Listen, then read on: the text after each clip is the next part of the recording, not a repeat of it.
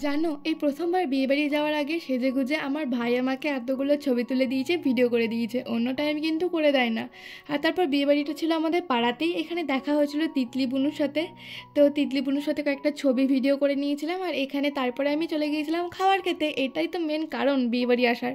তারপর এখানে খেয়েছিলাম আমি পাপড়ি চাট। পাপড়ি চাট খেতে আমার দারুণ লাগার হয়েছিল, খুব ভালো। তারপর এখানে ফুচকাটা খেয়েছিলাম, ফুচকা খেতে একটু মোটামুটি ছিল। তারপর খেয়েছিলাম চিকেন পকোড়া। বাট চিকেন পকোড়াটা মানে দারুণ ছিল। চিকেন পকোড়াটা খেতে খেতে আমি চলে এসেছিলাম খাবারের জায়গায়। এখানে মা খাচ্ছিল মকটেল, তো ঠান্ডাতে আমি খাওয়ার সাহস করিনি। চিকেন পকোড়া খেতে খেতেই আমি খেতে বসে পড়েছি। আর এখানে দেখো তোমাদেরকে মেনুটা দেখিয়ে দিলাম, তোমরা চাইলে দেখে নিতে পারো। তারপরে চলে এসেছে আমাদের প্রথমেই পাস। তো আমার বাবা প্রথমেই আগে পকেটে পাসটা ভরে নিচ্ছে, না তো অন্য কোথাও পড়ে যাবে। আমি পাস খেতে খুব ভালো লাগে, মানে খুব ভালোবাসি। আর তারপর এখানে এসেছিলো পোলাও।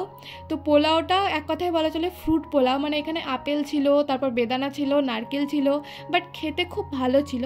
এখানে ছিল হচ্ছে চিলি চিকেন, তারপর ছিল ছানার ডালনা, তারপর চলে এসেছিলো রুই পোস্ত, আর তারপরে ছিল হচ্ছে মাটনটা একটু শক্ত ছিল, বাট খেতে বেশ ভালো ছিল টেস্টটা, আমি খেয়ে নিয়েছি পুরোটাই।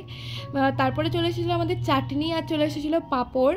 তো চাটনি দিয়ে পাঁপড় খেতে কার কার ভালো লাগে জানাবে। আর এই মিষ্টিগুলো আমি না দুটো নিয়েছিলাম, আমার খেতে খুব ভালো লাগে। আর তারপর খেয়েছিলাম নলেন গুড়ের রসগোল্লা।